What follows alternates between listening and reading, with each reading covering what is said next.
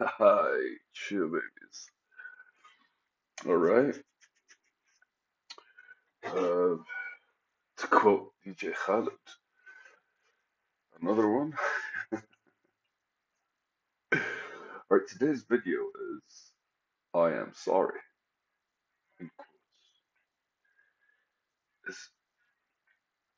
Is a relaxing weight of control, a mental slash emotional check on your position. Where was that? Time. I'm trying to find the timeline here somewhere in order to remember. Why was I never consistent about the time? I think that was during the war, but no, the war happened September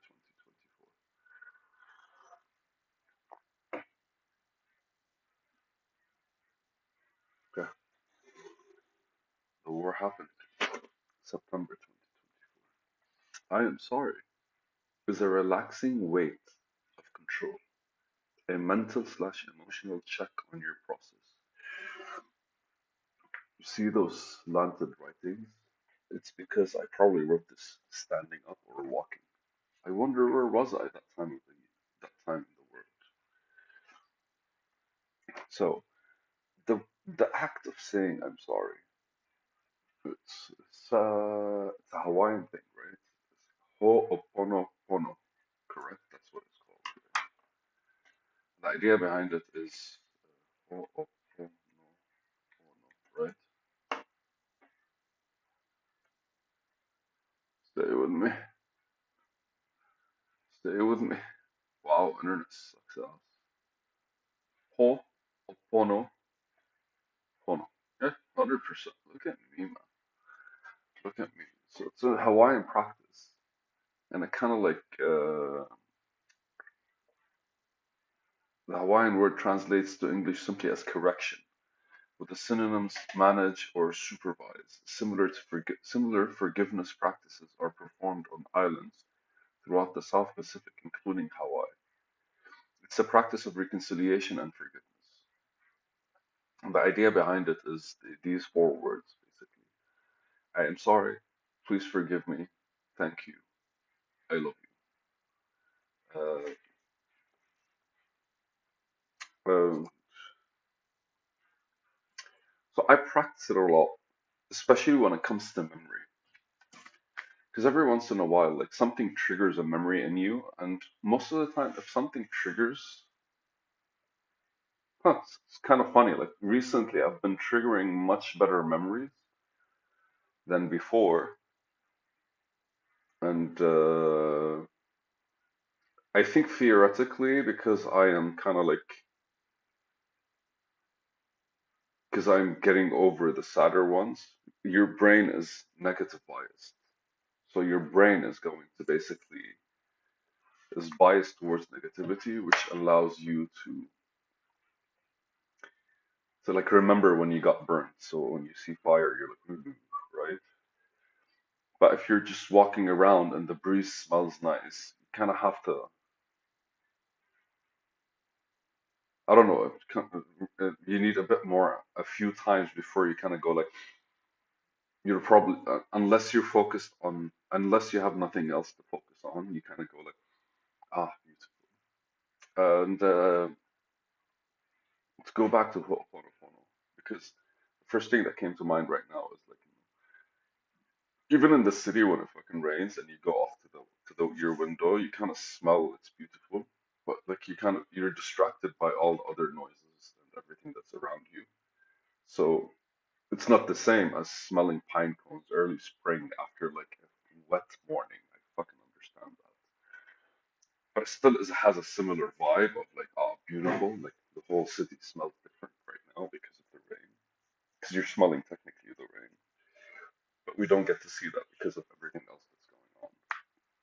So, anyways, so the idea behind it is basically you're kind of like apologizing for judgments because let's face it, we all have an opinion, almost always and all the fucking time. And uh, and then you're asking for forgiveness because like you're apologizing. I'm sorry, please forgive me, right? Like an apology is you acknowledging like you probably did something wrong or you did something wrong. Please forgive me is asking for that forgiveness. Thank you is basically appreciating the fact that they responded, and I love you is basically I don't know. I guess it's the culmination of intention behind the whole like process. And the reason I say it's funny is it worked more on me than it did on people. But in my head, when you're talking to somebody and they're sharing like I don't know a bad experience,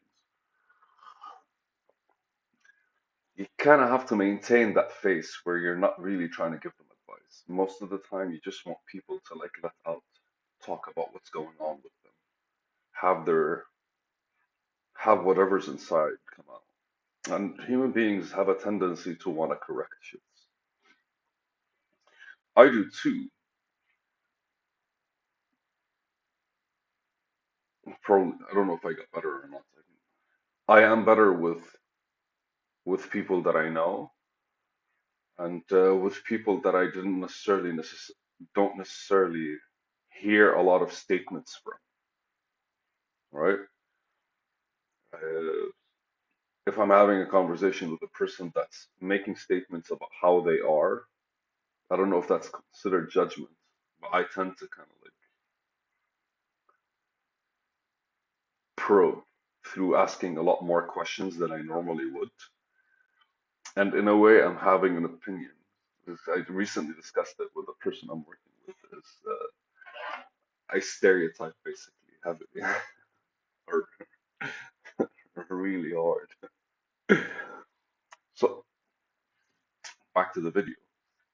And when you're saying I'm sorry, specifically I'm sorry, and I said I'm sorry to myself, I'm apologizing to myself. Even when I'm talking to people, I'm apologizing to myself. Because anything that your empathy is a relationship you have to yourself and you see it in other people. Because I look at somebody and go like, oh, all right, you know, I feel kind of bad for you because I am seeing something through him in me. What is it? I'm seeing something in me, and I'm seeing something in me from his angle. I have no idea. But how do you express your I guess humility? I don't know. To remember exactly, I do remember one day like trying to sleep and not able to sleep and recording a full voice note about like what it actually truly means to apologize. And so when I say I'm sorry, what I'm doing is I'm accepting my weakness and I'm actually releasing the weight that's on my shoulders. I might not be feeling it, but I go back to the expression of when you go to the gym and you're working out, you kind of carry the weights for like 15, 20 minutes over and over again, and then you fuck off. But if you carry the same weight and you just hold it in your hand for like a day or two, then your whole hand starts kind of like, you know, every muscle in your body kind of starts giving up. And the idea is that you want to let go of that weight, but we don't really know most of the time because we're tough enough to handle it. And have you ever realized on a cold, rainy day when you kind of like remove your clothes, how much you feel lighter? And that's basically what I'm talking about.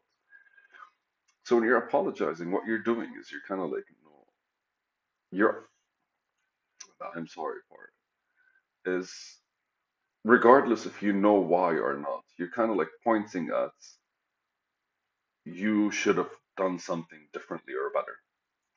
And that's basically where apologies come from. I should have noticed. I should have cared more. I should have given it more attention. I should have understood better differently. All of these are kind of like the opening points of the feedback loop. So when you're relaxing the weights, and especially like is a relaxing weight of control, it's because like your movements are limited based on whatever's like handling you. And the minute you apologize, you're kind of like letting it go. And that is a mental and emotional check. Why? Because it allows you kind of like look around you and move differently and ultimately reflect properly on your position instead of making a statement towards it. I mentioned it earlier when I'm talking to people that are making a lot of statements. Like, oh, I like this, I do that, I this is how I wake up, this is how this, right? Like, not this. Like, when people are describing their persona, I feel they take away the actual option of any form of change because they're labeling who they are instead of how they do things. And if you're labeling how to do things, and then you can get feedback from the end result of that action. But if you're labeling who you are, then where do you get feedback from, right? And when you say I'm sorry, it kind of breaks those barriers, right? Because that when you're making a statement, there's a bit of arrogance to it, but when you're apologizing, there's humility. And oof, I kind of like oof. That's a good combination of this video. That's kind of like the actual action, the back and forth that that allows you to readjust and reposition yourself based on who you are. I mean, like based on uh, let's just avoid the whole sense of direction thing of why you exist, but literally be like, no, I'm being arrogant. Well, naturally, we all are at one point about something. I'm being arrogant, and apologizing gives me that humility, which relinquishes the weight of arrogance, gives me the clarity, and then ultimately, like, gives you a mental and emotional check on where your position is, because you're looking like upwards, so you're looking through feelings, right? And if you're looking down, you're looking through like mental approaches. Like, this is what I know, and this is what I see, and it's done, it's approved, it's accepted, it's this, it's simple, it's easy, and that basically allows you to kind of like, again, like you can do jack shit, but it actually allows you to like observe and create a bit more like relevant context to your position. And even if you end up being arrogant tomorrow, you're probably going to be arrogant in a closer way to who you are, or just maybe just be strong enough to handle directing that arrogance and that decision making process in a way that leads somewhere more productive, more efficient, or more effective. I have no idea. It's a video. And as always, man, fucking love you guys. Bye.